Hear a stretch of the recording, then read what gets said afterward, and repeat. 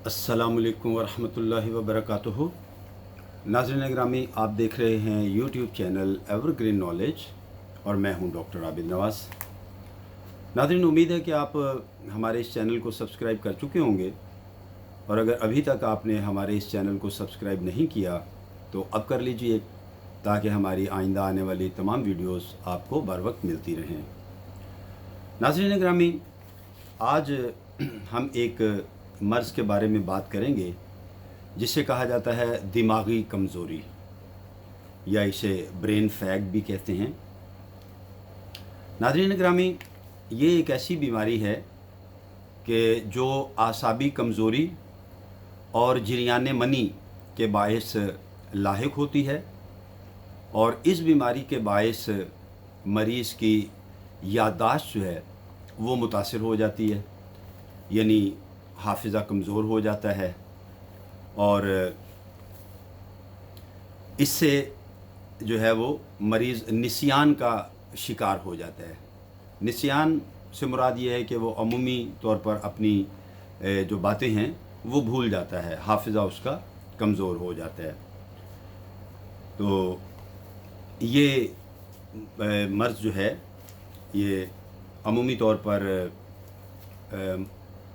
ज़्यादातर जो है वो मर्द हजरात में पाया जाता है, और इसमें मरीज़ अक्सर अपनी बातें भूल जाता है। इसके अलावा नाज़रीन, मरीज़ को नींद का खलल वाक़या हो जाता है, यानी उसे बेख़ाबी हो जाती है, नींद उसकी जो है वो बेकायदा हो जाती है और नींद नहीं आती, और मरीज़ जो है वो सोते वक्त करवटें लेता रहता है और उसका जिस्म जो है वो ठंडा रहता है। इसके साथ साथ मरीज़ की भूख जो है वो भी मुतासर होती है, उसकी भूख कम हो जाती है बल्कि लगती ही नहीं, और अमूमी तौर पर मरीज़ को रात के वक्त पसीने आते हैं। तो नाज़रीन, ये तो थी चंद एक अलामात इस मर्ज़ की। अब हम इसके लिए जो है वो चंद होम्योपैथिक दवाएं तजवीज़ करते हैं। तो नाज़रीन, सबसे पहले सर फहरिस्त इसके लिए जो दवा है वो है अश्वगंधा, और उसके बाद दूसरी दवा है एवनास्टाइवा। ये बहुत ही मौसर दवाएं हैं ये इस मर्ज़ में, और इनके अलावा चंद बायोकेमिक दवाएं हैं जो कि इस मर्ज़ के लिए बहुत मुफीद हैं। उनमें सर फहरिस्त है कालीफॉस। कालीफॉस बहुत ही फ़ायदेमंद दवा है, और उसके बाद दूसरी है कलकेरिया फास। कलकेरिया फास जो है ये भी बहुत मौसर और मुआविन दवा है, और इसके इस्तेमाल से मरीज़ के जिस्म में नाज़रीन ताकत आ जाती है, और जो जिस्म का ठंडापन है यानी ठंडक जिस्म की जो है वो दूर हो जाती है। तो नाज़रीन, ये तो थी इस मर्ज़ की अलामात और होम्योपैथिक और बायोकेमिक दवाएं। और अब इस मर्ज़ के हवाले से हम ये कहना चाहेंगे मरीज़ के लिए कि मरीज़ को खुली हवा में सैर करनी चाहिए, और जूद हज़म दवा जो है ग़ज़ा जो है वो इस्तेमाल करनी चाहिए। जूद हज़म यानी जो जल्द हज़म हो जाए, ये उसके मर्ज़ में बेहतरी के लिए बहुत ही मुआविन और फ़ायदेमंद साबित होंगी।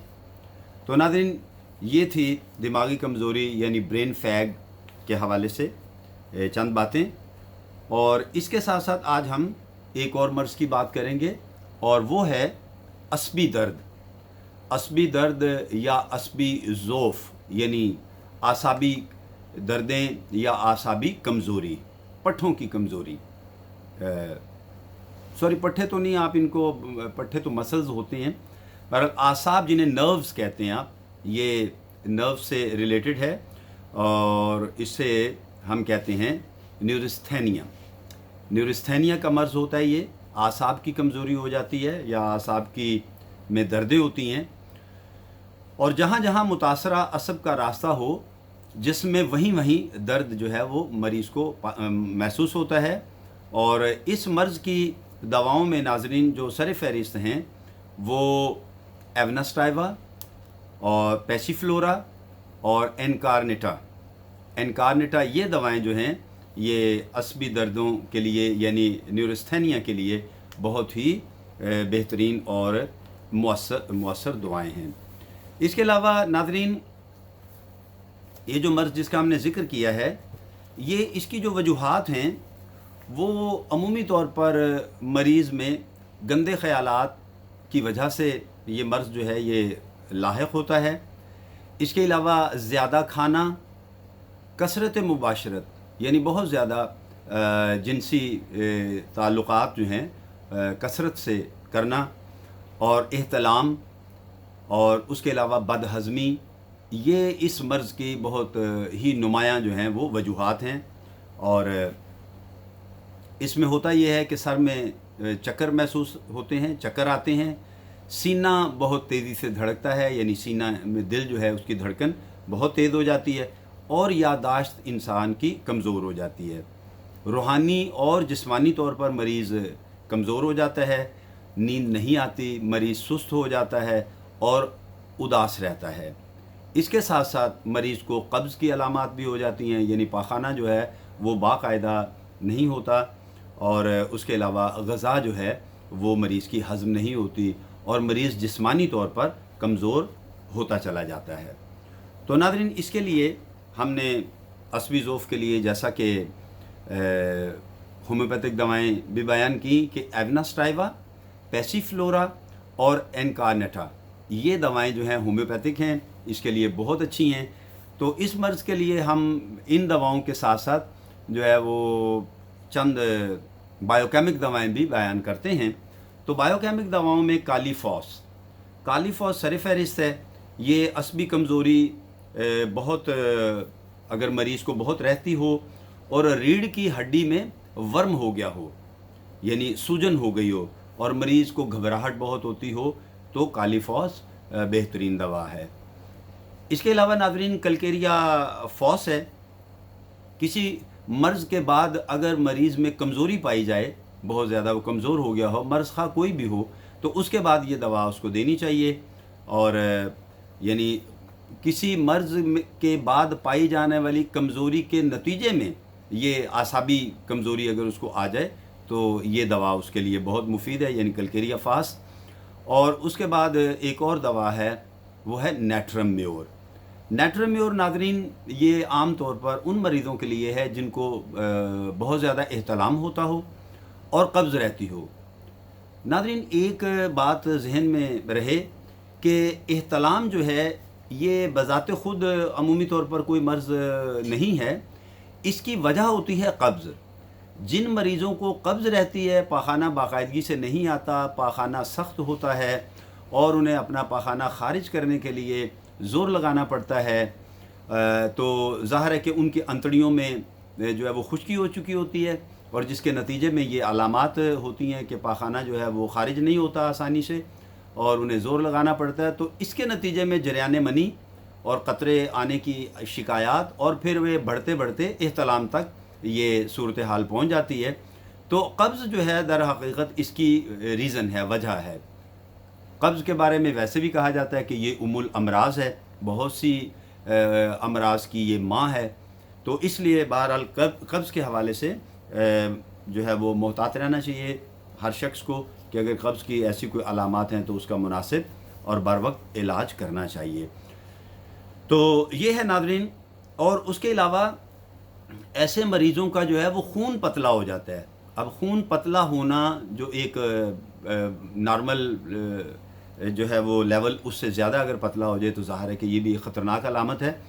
تو یہ ہیں جناب ایسے مریضوں کی علامات جن کو عصبی ضعف ہوتا ہے یا نیورستھینیا ہوتا ہے، تو ان کے لیے ہم نے یہ بایوکیمک دوائیں بیان کی۔ اب ان کے لیے چند ضروری ہدایات ہیں کہ مریض کی جسمانی اور ذہنی نیز ماحول کے لحاظ سے اس کو جو ہے وہ صاف ستھرا رہنا چاہیے، اپنے ہر لحاظ سے صفائی رکھنی چاہیے، اچھے لوگوں کی صحبت اختیار کرنی چاہیے، اور کثرت مباشرت سے پرہیز ضروری ہے، یعنی بہت زیادہ جنسی تعلقات سے اس کو گریز کرنا چاہیے، قبض کو ختم کرنا چاہیے، اور مناسب اور زود ہضم یعنی جلد ہضم ہونے والی غذائیں استعمال کرنی چاہیے۔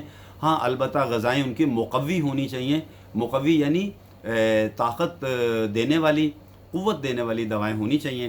تو ناظرین، آج ہم نے ان دو امراض کے بارے میں گفتگو کی، ایک دماغی کمزوری یعنی برین فیگ، اور دوسرا عصبی کمزوری یعنی نیورستھینیا۔ تو ان کے بارے میں ہم نے ان کی علامات، ان کے لیے ہومیوپیتھک دوائیں، بایوکیمک دوائیں اور ان کے ساتھ ساتھ چند ضروری ہدایات بیان کی ہیں۔ تو امید کرتے ہیں ناظرین آپ کو ہماری یہ ویڈیو پسند آئی ہوگی، آپ اسے لائک کریں گے اور اس کے بارے میں اپنی قیمتی رائے سے بھی ہمیں ضرور آگاہ کریں گے۔ تو ناظرین، حیات و صحت نے اجازت دی، تو آئندہ ویڈیو کے ساتھ آپ کی خدمت میں بہت جلد پھر حاضر ہوں گے۔ تب تک کے لیے اجازت دیجیے، اپنا اور اپنے پیاروں کا بہت خیال رکھیے گا۔ اللہ ہم سب کا حامی و ناصر ہو۔ فی امان اللہ۔